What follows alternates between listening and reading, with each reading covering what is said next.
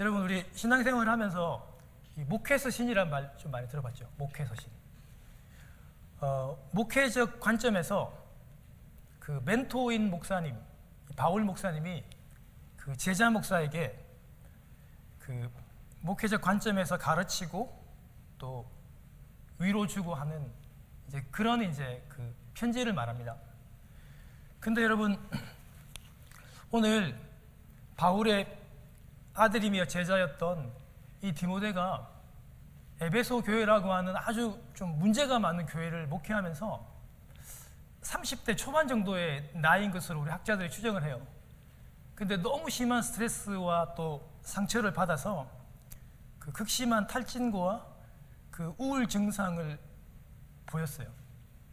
그래서 그 아버지이고 스승인 우리 바울이 이제 디모데에게 편지를 써서 위로하고 또 목회적인 어떤 그런 처방을 내리고 있습니다. 그런데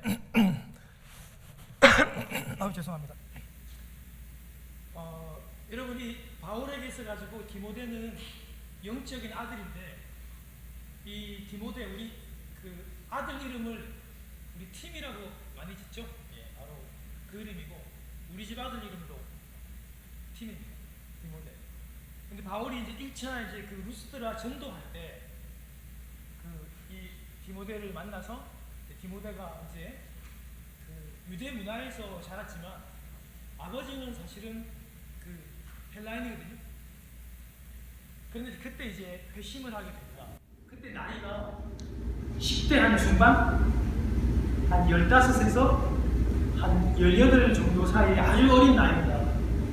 그런데 아버지가 이제 헬라인이고 어머니 유리게가 이제 유대인이고 할머니가 우리 로이스가 아주 그 신실한 그 믿음의 사람이었죠. 그래서 아주 믿음의 가정에서 그 사실은 좀 자라게 된 배경도 영향을 주었던 것 같아요. 근데 바울이 2차 전도 때 디모데를 만나니까 아주 신실하게, 너무너무 신실하게 잘 성장해 있던 것을 바울이 보고, 바울이 그에게 함께 이 선교 우리 팀에 들어와서 같이 사역을 하자고 이렇게 그 제안을 합니다. 콜링을 하죠. 그때가 한 20대 전후 정도라고 생각이 듭니다. 그래서 디모데가 이제 이 선교팀에 합류할 것을 이 제안들을 받아들이고 팀의 일원이 되어서 연합 사역을 하게 돼요. 그런데 바울이 가는 곳마다 디모데는 거의 같이 이렇게 따라다닙니다. 함께 합니다. 심지어 바울이 이제 그 로마 감옥에 그 1차 투옥 될 때도 그때가 이제 오늘날식으로 치면 가택연금이에요. 그러니까 집안에만 가둬두고 면회 같은 게 자유로울 수 있었던 이제 그런 가택연금 때도 디모데가 그 자리에 있었어요. 돕기도 하고 또 시중도 들면서 함께 위로하고 있었는데, 근데 1차 그 투옥을 잠시 풀려나기 어떤 게 있어요. 잠시 풀려나기. 근데 바울이 그때도 놀지 않고 다시 선교 여행을 떠나거든요. 선교 여행을 떠나는데 바울이 세웠던 이 이제 에베소 교회라는 데가 사실 바울 마음에 많이 좀 이렇게 좀 걸렸던 거예요. 왜냐하면 이 교회가 지정학적으로 너무나도 중요한 교회인데, 이 교회가 그 굉장히 많이 그 다투기도 하고 싸우기도 하고 문제가 아주 많았던 교회입니다. 당시 초대교회가 다 그랬는데 외부로서는 핍박이 있고, 그리고 안으로는 그 이단들이 아주 많이 득세하고, 그리고 또 교회 내에서 서로 분파를 나누어가지고 굉장히 많이 싸웠어요. 에베소 교회도 이런 큰 문제가 있다 보니까 바울이 그 교회를 한번 살펴보기로 하고 디모데를 데리고 갔다가 상태가 너무 심각해요. 그런데 바울은 이제 마케도니아로 다시 이제 선교 여행을 떠나면서 이 교회를, 이 문제 많은 교회를 30대 초반인 디모데에게 이 교회의 목회자로 명하고 떠나게 됩니다. 여러분 30대 초반에 이 교회를 감당하다 보니까 여러 가지 스트레스를 받고 또 극심하게 또 우울증도 오고 탈진이 오게 돼요. 그리고 우리 디모데가 좀 특별히 위장병이 있어가지고 좀 약해진 거죠. 또 병도 다시 재발하게 되어가지고 아주 위기를 맞이하는 그때에 이 디모데 이 전서를 보내게 되는 거죠. 보내게 돼서 그를 위로해요. 물론 여러 가지 호칭이 있지만 특별히 여러분 우리 큐티할 때 우리가 참 들어봤던 것처럼 많이 이렇게 아들이라고 많이 부릅니다. 내 아들아, 내 아들아, 다시 힘을 내라고, 다시 일어나라고 그렇게 많이 구체적인 목회적인 위로를 하게 됩니다. 그런데 많은 사람들이 이렇게 생각해요. 우리는 목회자는 아닌데 굳이 디모데서를 뭐 자세히 볼 필요가 있나? 그런 생각이 들지만 사실은 여러분 이 성경이 목회자들을 위한 그런 서신이 아니고 실제적으로 개인인 디모데에게 보냈지만 디모데도 개인만 사실은 편지를 읽은 게 아니라 예배 시간에 이거를 공중 앞에서 다 이렇게 공중 앞에서 회람했거든요. 읽었거든요. 그래서 사실은 개인적인 그런 편지는 사실은 또 아니에요. 특히 오늘 같은 시대 코로나를 살아가면서 이 땅에 우리 많은 성도님들이 탈진하고 또 힘들어하고 좌절하는 오늘날 시대에 이 편지 디모데서가 우리에게 아주 잘 맞는 그리고 반드시 들어야 하는 그런 서신의 책이라는 것을 우리가 알 수 있는 것이죠. 그 디모데 전서에 보면 바울이 디모데에게 여러 그 목회적인 조언들을 합니다. 하는데 오늘은 제가 여러분들에게 한 2가지 정도만 제가 큐티하면서 은혜를 받았던 거 또 여러분들에게 좀 나누어 줄까 2가지 정도만 함께 나누려고 합니다. 바울이 디모데에게 가장 좀 강조하고 간절하게 부탁했던 게 어떤 거냐면 경건을 연습하라고 합니다. 제가 한번 켜볼게요. 경건을 연습하라는 것입니다. 여러분 이 경건은 그저 얻어지는 게 아니라 철저한 훈련으로 이루어진 것이기 때문에 다른 특별한 요소들 가운데서 이 경건을 연습해라고 해요. 여러분 실제로 우리 신앙생활하면서 저도 이 경건이라고 하는 뭐 경건생활, 뭐 경건해야 된다. 아 집사님은 진짜 경건하시네요. 이 경건이라고 하는 말을 엄청나게 많이 들어요. 근데 실제로 물어보면 그냥 감은 잡는데 경건이라는 것을 우리가 잘 이렇게 설명하기가 힘들 때가 굉장히 많아요. 여러분이 한문이죠, 그렇죠? 한글로 번역을 했을 때 여러분이 그 존경하다 할 때 경자를 쓰고 그 다음에 여러분이 건자는 삼가하다는 그런 그 하나님을 경외하고 존경하면서 조심스럽게 이 삼가한다는 어떤 그런 태도에서 아마 이렇게 한문을 번역을 했나 봐요. 근데 여러분 이 헬라어 여러분 이 원어 이 유세베이아 또는 유세베스라고 하는 여러분 이 명사 이 형용사는요 이 유라고 하는 거는 좋다는 뜻이에요. 좋다는. 그리고 베이스라고 하는 거는 존경하다는 뜻이거든요. 그러니까 원래 이 단어가 존경받을 만한 행동 또는 좋은 행동이라는 그런 원어적인 뜻이 있는데요. 사도 바울이 이 유세베이스라고 하는 말을 헬라 말을 차용해 와서 빌려와서 이거를 교회 성도들에게 또 전도할 때 이 단어를 사용합니다. 그 세상적인 의미를 좀 빼고 그래서 하나님의 사람 예수 믿는 크리스찬들이 갖출 그 신앙의 어떤 그런 덕목으로 이 단어를 가지고 오게 되는데요. 특별히 하나님께 사용되는 단어입니다. 그러니까 하나님을 존경하고 또 하나님을 조심스럽게 삼가하는 그런 어떤 행동으로 이 단어들을 가져와서 차용하게 되는데요. 신약에서는 15번이 나오는데 디모데서에만 9번이 나올 정도로 이 경건생활, 경건훈련, 경건이라고 하는 단어를 바울이 굉장히 많이 강조하게 됩니다. 그런데 여러분, 오늘날 우리 성도님들이 이 경건이라고 하는 말을 어떻게 좀 치우쳐 사용하냐면, 우리 크리스찬들이 오늘날 영혼이나 정신적인 것에 속한 종교 활동으로만 이 경건하다는 단어들을 많이 사용하게 됩니다. 그래서 경건이라고 한다면 자꾸 이런 것만 떠올려요. 예를 들어서 오늘 드리는 예배, 이 경건한 예배, 아니면 경건한 기도. 우리 기도 많이 한다 그러면 우리 경건한 걸 떠올리잖아요. 그리고 경건한 찬송. 그러니까 우리가 자꾸 경건하다는 거는 기도와 찬송과 예배만 생각하면서 어떤 신앙의 어떤 그런 행동들에만 자꾸 국한시키고 있는, 치우쳐 생각하는 경향이 많은데요. 그런데 이것은 틀리지는 않았지만 온전하지는 않습니다. 완전한 답은 아닙니다. 우리 성경 전체에서 얘기하는, 그리고 바울이 말하는 경건이라는 것은요, 일반 생활과 구별된 종교적인 활동만을 의미하지 않습니다. 반대로 여러분 잘 들어보십시오. 종교적인 생활과 일상적인 생활을 하나로 통합하는 단어입니다. 이 경건이.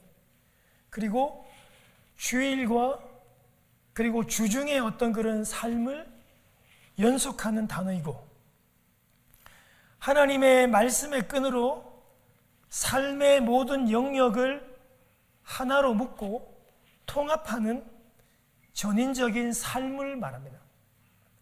우리가 경건하다 그러면 우리가 보통 생각하기를 예배드리는 거, 기도하는 거, 찬송하는 거는 우리가 다 알잖아요. 그게 경건한 건 아는데, 그런데 성경적이고 바울이 말하는 경건은 그런 찬송과 기도와 예배에서 머물러서 안 되고, 그것이 평범한 우리의 삶까지 확장되어져 나가는 그 전체를 바로 경건이라고 한다는 것입니다.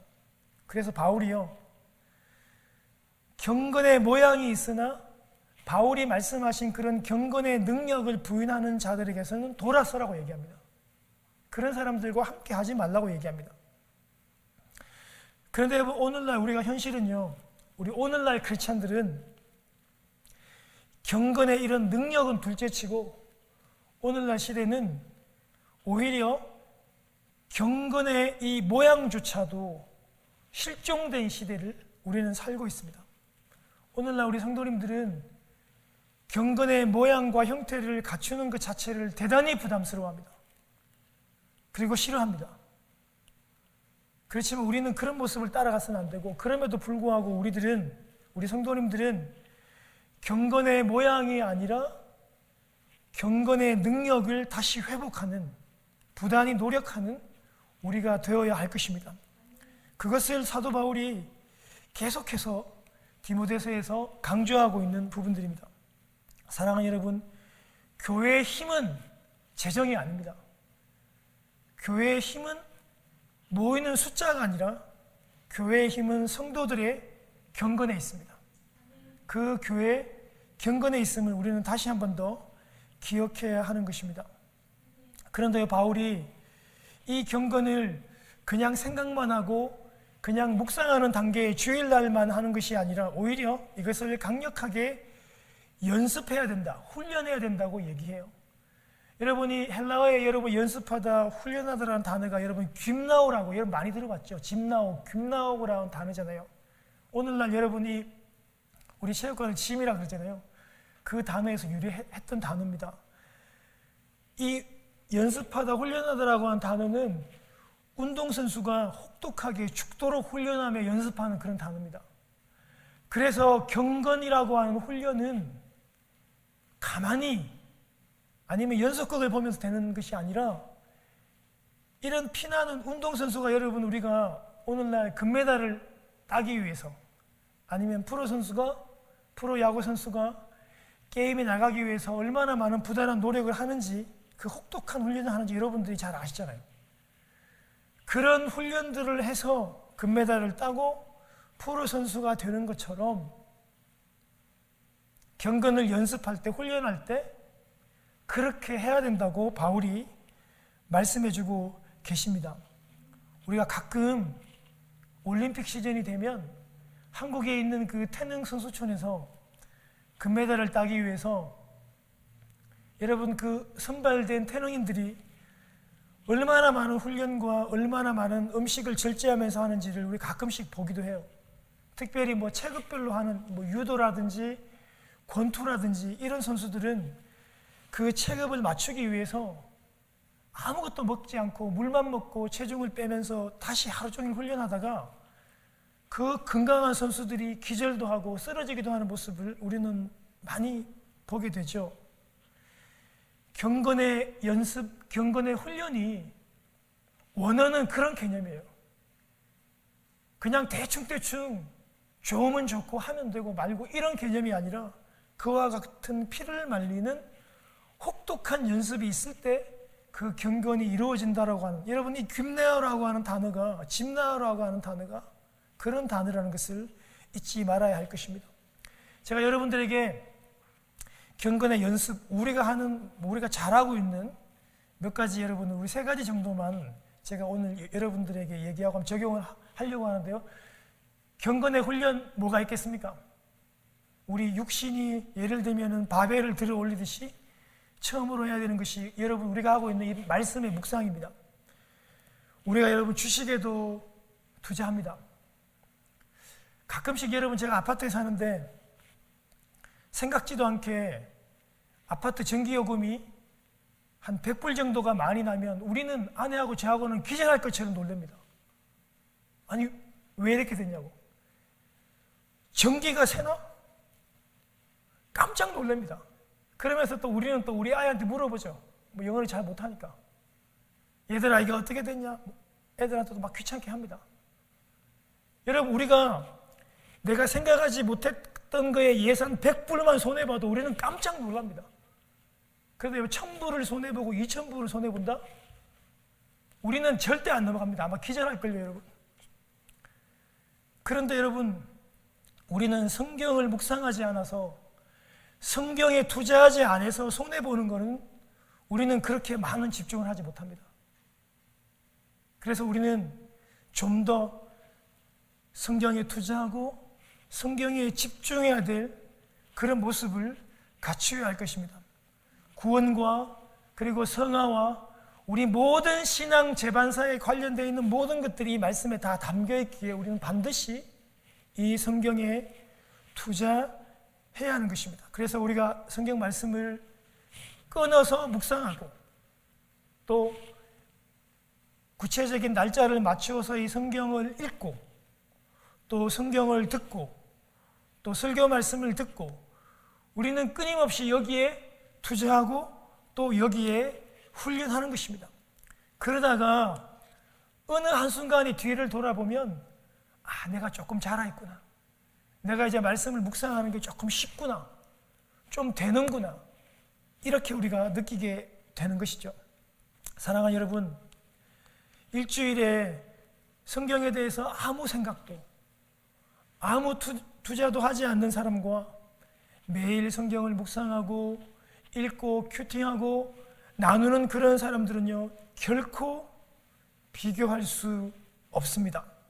여러분 잘 아시는 대로 계속 그 길을 쭉 가시기를 바라요. 그 다음 여러분 우리가 오늘 바울 스님께서 말씀하시는 이 경건의 훈련 두 번째가 저는 기도라고 생각을 합니다. 제가 여러분 우리 요새 성경 공부를 매주 한 번씩 우리 목사님들하고 공부를 해요. 그런데 참 웃기는 게 코로나 시대가 이게 은혜인지 참 무엇인지는 잘 모르겠는데요.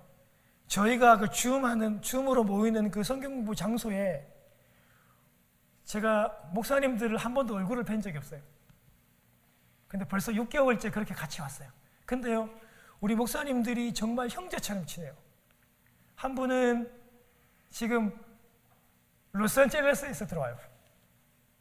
그리고 여러분 3분은 보스턴에서, 또 한 분은 커네티컷에서 들어오셔가지고 우리가 모임을 합니다.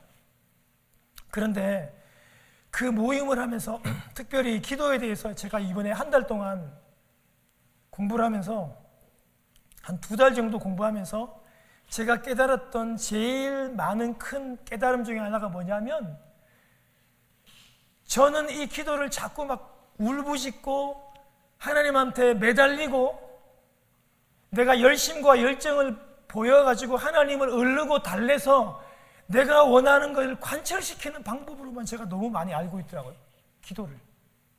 근데 제가 이번에 티 공부를 통해서 제가 기도를 어떻게 알았냐면, 제가 그거 알고 있어요.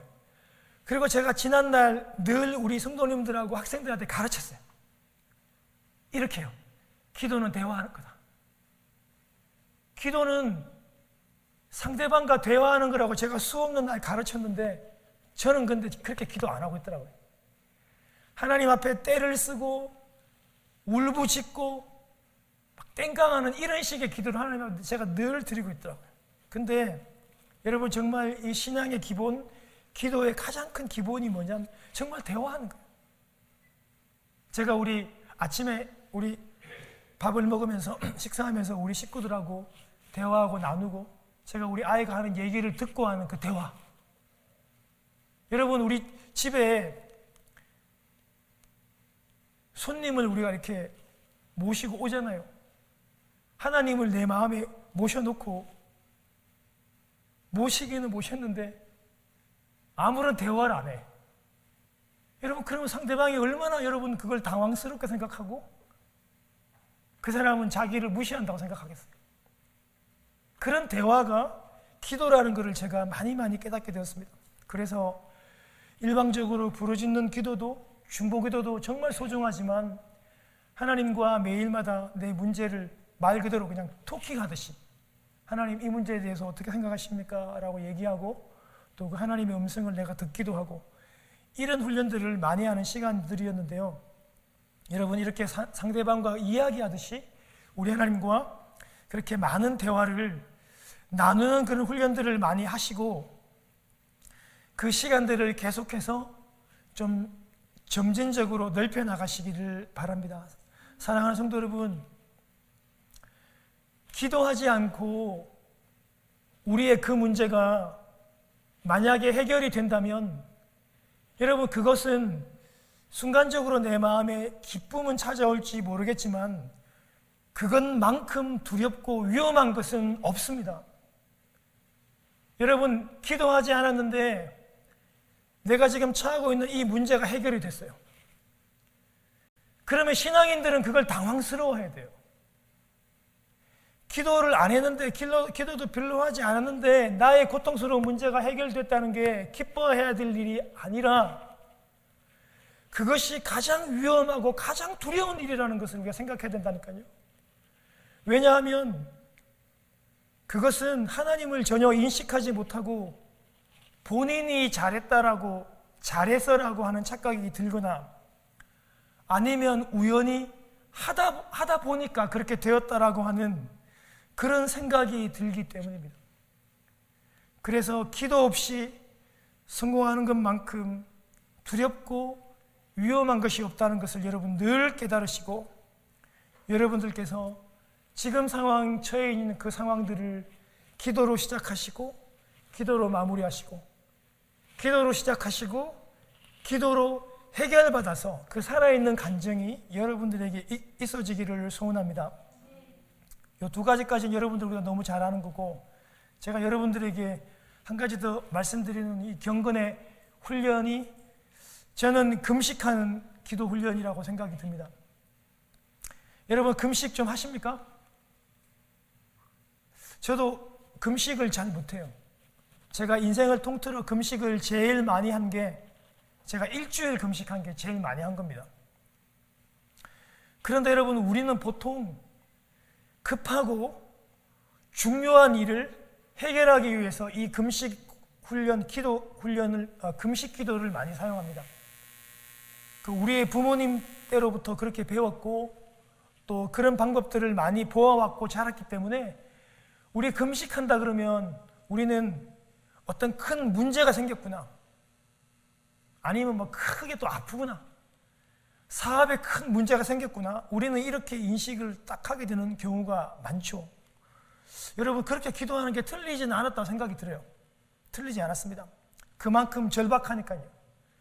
그런데 내가 금식하면서까지 하나님의 마음을 움직여 봐야 되겠다라고 하는, 내가 하나님을 조르고 내가 하나님을 의를 수 있는 그런 방법이라고 생각한다면, 그것은 금식 기도에 대한 방법이 굉장히 여러분 많이 빗나갔다, 저는 그렇게 생각이 듭니다.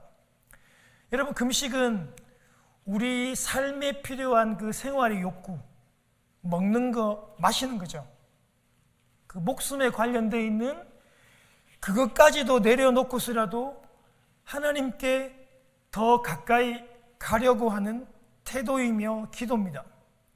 물론 그것이 불치의 병을 회복하거나 절박한 상황이 될 수도 있겠지만, 그러나 기본적인 금식의 틀은 하나님보다 더 사랑하는 것을 배제하고 내려놓는 훈련입니다.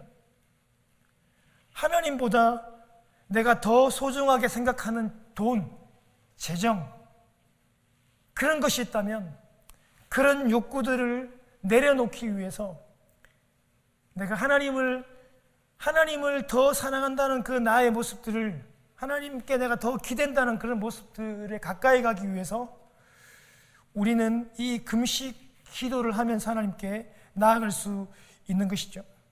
내 뜻을 막 관철시키는 어떤 그런 도구가 아니라 내 욕심을 버리고 하나님의 뜻에 더 순종하는 훈련, 더 순종하는 기도가 바로 이 금식 기도의 훈련이라는 것입니다. 그래서 금식 기도는 강력히 우리 개인을 변화시키는 훈련이고, 내 뜻, 내 요구를 관철시키는 그런 도구가 아니라 내가 잘 하지 못하는 것, 쉽게 끊지 못하는 중독된 습관이라든지, 아니면 내가 너무 관심이 많은 어떤 그런 지식들을 절제하기 위해서라든지, 내가 재정에 치우쳐 있는 그런 모습이라든지, 술이라든지, 끊기 힘든 술이라든지, 끊기 힘든 도박 같은 이런 습관들을 절제하는데, 내 뜻을 변하는데 우리가 많이 사용되어질 수 있는 훈련이라는 생각들이 듭니다.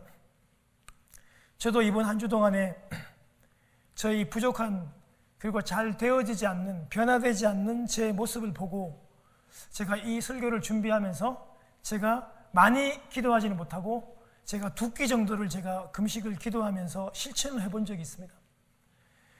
그것이 잘 되고 잘 못 되고 완벽한 답은 아니지만, 이런 금식의 훈련이 하나님께 더 가까이 가는, 개인의 삶을 변화시키는 좋은 훈련의 요소들이 될 수 있다는 것을 여러분 꼭 기억하시기를 바라요. 이제 여러분 설교를 마치면서 제가 여러분 설교 준비한 거 다 하지는 못할 것 같아요. 그렇지만 오늘 여러분 이 바울이 디모데에게 굉장히 강조하며 부탁했던 내용들 중에 하나가 뭐냐면, 오늘 우리 김혜성 집사님이 오늘 찬양으로 참 잘 준비를 해주신 것 같아요.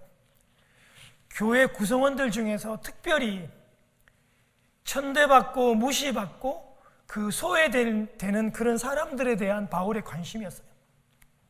그 사람이 누구였냐 하면 바로 교회 안에 가장 약한 사람, 나이 많은 늙은이들, 어르신들이죠.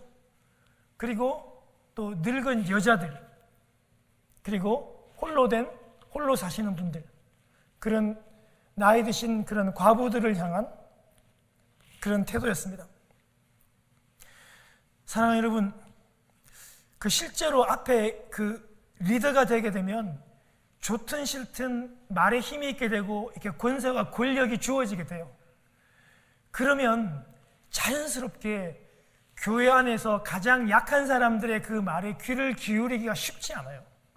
제가 지난날 사역을 이렇게 해보니까 앞에 세워진 사람은 교회에서 가장 약하고 절대적인 어떤 그런 빈곤층에 속해져 있는 분들의 말에 귀를 잘 기울이지 못하고, 누구의 말에 잘 귀를 기울이냐면 교회 내에서 힘이 있는 사람, 그러니까 능력이 있는 부자, 그러니까 현역에 그러니까 활동하고 계시는 장로님 같은 분들의 그런 말은 여러분 절대 무시 못해요. 그냥 긴장하게 듣게 돼요. 그런데 은퇴하신 분들, 힘이 없이 나이가 드신 분들이라든지 가난하게 사는 사람들이라든지 아프신 분들이라든지 장애우라든지 이런 분들의 말은 쉽게 잘 못 들어요. 아마 바울이 그런 차원에서 아들 디모데에게 아마 이런 간절한 마지막 부탁을 한 것 같아요. 먼저 여러분, 나이 많은 남자 연장자들에게 그들을 꾸짖지 말래요. 큰 소리 내지 말고 함부로 대하지 말고 어떻게 해요? 아버지를 대하듯이. 여러분, 아빠가 아니라 아버지는 어려워요, 안 어려워요? 어려워요. 예. 저는 지금도 어려워요. 그렇게 은퇴하시고 나이 많은 그 연장자, 그 늙은이들을 대할 때 아버지를 대하듯이 대하면 된다는 거예요. 그렇게 함부로 대하지 않으면 그게 맞다는 겁니다. 어려워도 그분들을 그렇게 존경하며 대하라는 거예요. 여러분, 교회 내에는요, 늙으신 우리 어르신들이 많아요. 은퇴하신 분들, 여러분, 여인분들은 또 남자분들보다도 더 훨씬 더 안 좋은 위치에 있죠. 여러분, 2000년 전이나 지금이나 교회 안에서 연로하신 여인들은 많고 그들의 지위는 남자분들보다 훨씬 더 권위에서 약합니다. 그런데 바울은 디모데에게 얘기합니다. 그런 나이 많으신 여인들을 함부로 대하지 말고 어떻게 해요? 어머니를 대하듯이. 어머니를 대하듯이 그렇게 대하고 여쭈어보라는 겁니다. 제가 여러분 제 간증 하나 할게요. 저희 어머님이 세상적으로 많이 배우신 분은 아니에요. 대학을 나오신 분도 아니고 많이 배우시는 분은 아니지만 저희 어머님은 굉장히 삶의 지혜가 있습니다. 제가 목사로서 늘 어머니 반의 반이라도 그 성격도 배우고 싶고 그 지혜를 늘 배우고 싶어 합니다. 그런데 저희 어머니가 제가 초등학교 한 5, 6학년쯤 되었을 때 저희 어머니가 그런 말씀을 잘 안 하시는데 제가 어린 나이에도 그게 아주 귀에 내리에 딱 박히더라고요. 어떤 말이었냐면 저희 어머니하고 제일 가깝게 지내는 한 권사님 가정이 있어요. 근데 그 집의 자녀들이 공부를 엄청 잘했어요. 하여튼 초등, 중등, 고등에서 거의 하여튼 수석을 할 정도로 공부를 잘하고 아주 똑똑했어요. 근데 우리 집안하고는 하여튼 둘도 없는 친한 사이였는데 하루는 제한테 한 게 아니라 우리 형에게, 우리 누나에게 이런 얘기를 하더라고요. 왜 나는 너희들에게 이거 잘 모른다고 얘기하면 너희들은 왜 내게 자세하게 설명을 왜 잘 해주지 않느냐? 너희들은 그래도 많이 배웠는데. 그러면서 그 백원사님 집에 있는 아이들은 엄마가 그걸 물어보면 항상 아주 다정하게 자세하게 그 설명을 잘 해준대요. 근데 제가 그걸 듣고 진짜 우리 어머니한테 함부로 해서는 안 되겠구나. 엄마한테 물으면 항상 내가 잘 가르쳐 줘야 되겠구나라는 생각이 들어가지고 지금까지 제가 우리 어머니한테 나름대로 그렇게 대하고 있습니다. 어머니에게 하듯 그 나이 드신 분을 그렇게 대하라는 거예요. 그들의 필요에 귀를 기울이고 공손히 대하고 친절히 대하고 그렇게 필요를 채워드리면서 일이 생기면 삶의 지혜를 묻듯이 그렇게 나이 드신 분들한테 함부로 대하지 말라라고 그렇게 얘기를 하고 있습니다. 그리고 또 한 가지는요, 젊은 남자들 있잖아요. 젊은 남자는 어떻게 대하라고 하냐면 그냥 나의 브러들처럼, 내 형제처럼 그렇게 대하고, 교회 안에 젊은 여자는 일절 온전히 절대적으로 이런 뜻입니다. 그러니까 나의 여동생을 대하듯이, 나의 누나를 대하듯이 그렇게 교회 안의 젊은 여인들을 그렇게 대하래요. 여러분, 우리 여동생과 나의 누나를 우리가 어떻게 막 대하지 않잖아요. 이성적으로 불결한 생각으로 그들을 대하지 않잖아요. 애틋하고 잘 챙겨주고 싶고 늘 보살펴주고 싶은 그런 여동생을 대하는 그런 마음으로 교회 안에 있는 젊은 우리 여자들을 그렇게 대하라고 하면서 이제 마지막으로 교회 안에 과부들을 대하는 자세입니다. 여러분, 예나 지금이나 당시에 뭐 전쟁이나 아니면 의료시설이 발달하지 않았기 때문에 그 극한 노동에 종사하시는 많은 분들, 많은 남자들이 먼저 세상을 떠나게 되고 많은 분들이 남편이 없이 생활하게 되는데요. 2000년 당시에는 노동집약적인 사회이기 때문에 여자 혼자 절대로 여러분 정상적인 독립을 할 수가 없습니다. 특별한 경우를 제외하고. 그러다 보니까 이런 분들이 많이 교회로 몰려왔고 실제로 여러분 문헌 가운데 초대 교회는 이분들이 교회 안에 많았어요. 그리고 또 이분들 가운데 교회 안에서 실제적으로 사례를 받으면서 오늘날 여자 전도사님처럼 하는 그런 신방의 역할들을, 사역들을 많이 감당하고 있었어요. 그런데 오늘 디모데가 교회 안에 들어와 있는 이 과부죠, 그렇죠? 남편이 안 계시는 돌아가신 여러분, 이분들을 대하면서 많은 어려움과 많은 스트레스와 일들을 제대로 감당하지 못했던 것 같아요. 그런데 오늘 그들을 어떻게 대해야 되는지 오늘 그 디모데에게 설명을 잘 해주고 있어요. 어떻게 대하라. 제가 여러분 시간이 오늘 많이 없어가지고 전체적으로만 말씀을 드릴게요. 존대하라. 존경하는 마음을 가지고 인격적으로 그분들을 존경하고 그 다음에 대우해 주라는 거예요. 이게 대우란 말이 무슨 말이냐면 물질적으로 교회가 이분들을 후원을 해 주라고 그렇게 얘기합니다. 그런데 교회에 여러분 어떤 그런 복지 정책이나 교회가 도와줘야 되는 원칙을 정하는데요.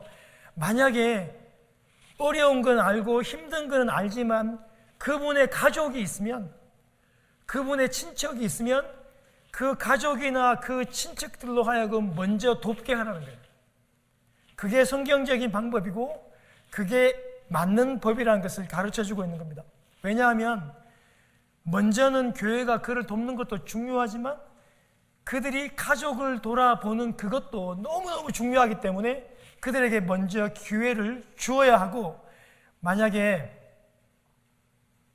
가족을 돌아보지 않는 그런 성도가 있다면 그는 진정한 성도가 아니라고 얘기합니다.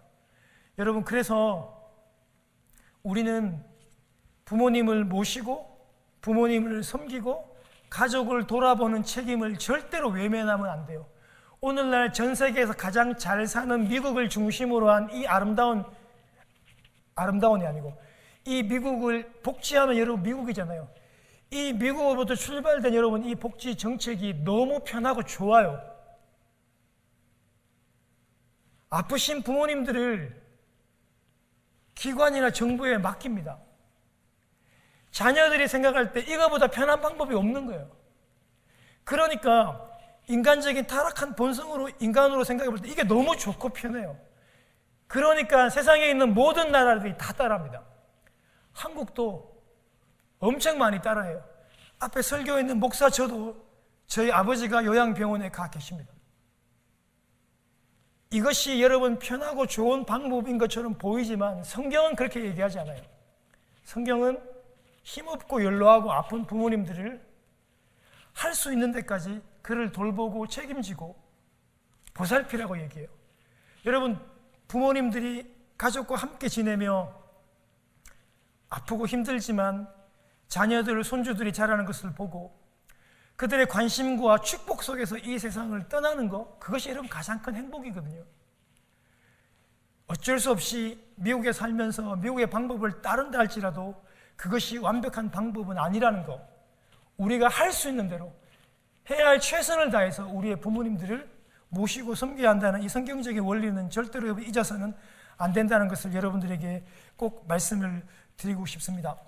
사랑하는 여러분, 오늘 바울의 결론은 하나입니다.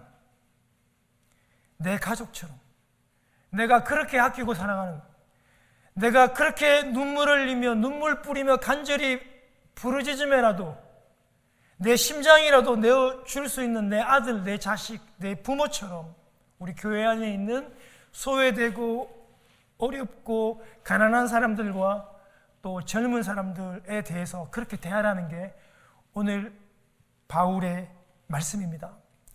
사랑하는 여러분, 참 세상에 여러분 그런 방법들이 교회 안에 참 많이 들어와 있어요. 제가 한국에 사역할 때 교회도 많은 복지의 부분들을, 교회에서 힘든 사람들을 이렇게 그 지구별로 그런 분들을 선발해서 그분들에게 이렇게 뭐 돈이라든지 음식 같은 거를 지급하면서 이렇게 명절마다 때마다 뭐 크리스마스마다 많은 것들 나누어 주는데요. 제가 사역하며 경험한 게 뭐냐면 돈을 그분들에게 드리고 음식을 그분들에게 드리는 게 중요한 게 아니더라고요. 진짜로 물질적으로는 많이 후원하는데 그 마음에 인격적으로 존경하는 마음이 없어요. 그러다 보니까 받는 그분들도 상처를 받아요. 그러니까 그걸 받는 사람들이 교회를 많이 떠나요. 왜요? 창피하고 부끄럽다는 거예요. 그것은 정말 그 가족처럼 생각하고 존경하는 그런 마음이 사라졌기 때문이에요. 여러분, 우리 가족이나 친척 중에서 진짜 성실하고 진짜 아름답고 정직하게 잘 사시는 분이 계시는데 일이 잘 안 돼. 하는 일마다 다 막히고 자꾸 안 되고 망해요. 그러면 여러분, 그분들을 우리는 진짜 도와주고 싶잖아. 내가 조금 벌면 내가 저분은 좀 도와주고 싶은데, 내가 좀 형편이 좀 괜찮아지면 내가 저 형만큼은, 제가 저 누나만큼은 내가 진짜로 내가 도와주고 싶다고. 내 가족이니까. 근데 내 가족이면 우리는 물질로도 도와주고 우리가 그분을 무시하지는 않거든요. 바울의 오늘 생각과 뜻은 그렇다는 거예요. 가난한 사람들, 이런 소외된 사람들 교회 내에 반드시 있는데 그 사람들을 도와주면서 존경하고 내 식구처럼 그렇게 아끼라고 얘기하는 겁니다. 사랑하는 성도 여러분, 하나님의 눈은 언제나 가난한 사람들을 향해 있습니다. 여러분 절대 착각하시면 안 돼요. 교회가 힘 있는 사람들, 권력 있는 사람들, 많이 배운 사람들이 목소리를 크게 내지만 하나님이 그 사람 때문에 교회에 관심을 가지는 게 아닙니다. 하나님의 관심과 하나님의 얼굴과 하나님의 눈은 항상 가난하고 힘든 사람들, 없는 사람들, 과부들, 고아들을 향해 있기 때문에 많이 배운 사람들, 부자들이 오히려 이 가난한 사람들 때문에 덕을 입는 겁니다. 우리 크리스찬들은 그런 생각들을 절대 잊어버리면 안 돼요. 그래서 항상 교회 내에서 더 어렵고 더 힘든 사람을 돌아볼 수 있는 저희들이 되어야 한다는 것입니다. 사랑하는 여러분, 우리 한 주간 동안에 또 열심히 우리가 이 경건의 훈련들을 또 합시다. 잘 몰라요. 키가 자라는 것처럼 어느 날 지나 와볼 때 이 결과가 나와 있는 확률이 대단히 높습니다. 힘들고 어렵고 귀찮고 잘 안 되지만 계속해서 운동선수가 하는 것처럼 이 경건의 훈련을 달려가시고 또 교회 내에 가난하고 힘든 사람들을 항상 돌아볼 수 있는 귀와 눈을 가지신 여러분 되시기를 주님의 이름으로 축원합니다.